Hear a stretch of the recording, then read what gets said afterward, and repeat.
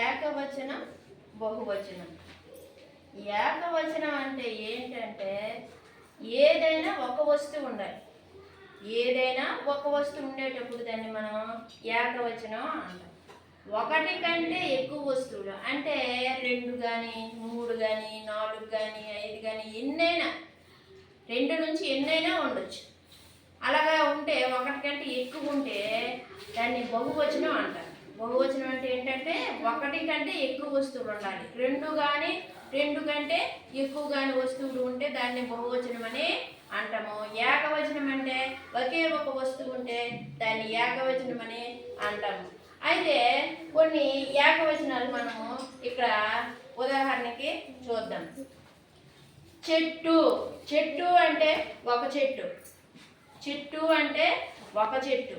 అదే బహువచనము అని అనుకునేటప్పుడు మనం ఏమనుకున్నాము? 2 కానీ 2 కంటే ఎక్కువ వస్తువులు కానీ ఉండాలని అనుకున్నాం. కాబట్టి చెట్టుకు బహువచనము చెట్లు అవుతుంది.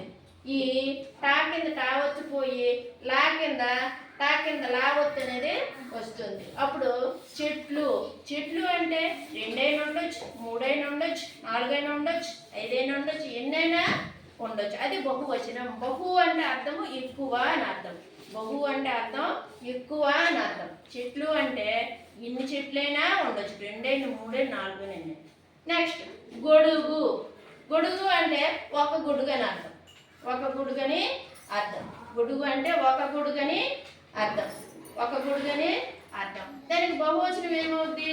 గొడుగులు. గొడుగులు అంటే 2 కానీ 3 కానీ 4 కానీ 5 కానీ ఎన్నైనా అవ్వచ్చు, 100 గొడుగులైనా అవ్వచ్చు. కాబట్టి గొడుగు అనే పదానికి బహువచనం గొడుగులు అవుతుంది. నెక్స్ట్ గాజు. గాజు. గాజుకి బహువచనం గాజులు. గాజుకు బహువచనం గాజులు. అది ఎలాగంటే గాజు అంటే ఒక గాజు అని అర్థం.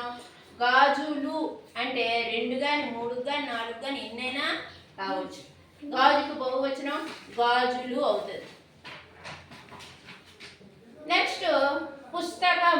పుస్తకం అంటే ఒక పుస్తకం అని అర్థం. ఒక పుస్తకం అని అర్థం. దానికి బహువచనం పుస్తకాలు. పుస్తకాలు అంటే 2 కానీ 3 కానీ 4 కానీ 5 కానీ ఎన్నైనా కావచ్చు. కాబట్టి పుస్తకంకి బహువచనం పుస్తకాలు అవుతుంది. తర్వాత పండు. పండు అంటే ఒక పండు, ఏ పండు అవని కానీ ఒక పండు అని అర్థం.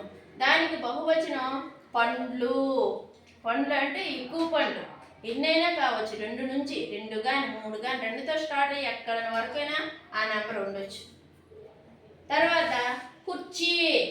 కుర్చీ అంటే అర్థం ఒక కుర్చీ అని అర్థం. కుర్చీ అంటే ఒక కుర్చీ అని అర్థం. కుర్చీలు అవుతుంది దానికి బహువచనం. కుర్చీలు. లు అనే అక్షరము చేరింది. కుర్చీ అని ఎక్కడ ఉంది? ఆ కుర్చీ అనే పదానికి పక్కన లు అనే అక్షరము గుణింత అక్షరం చేరింది. కుర్చీలు లు అయింది. కుర్చీలు. దానికి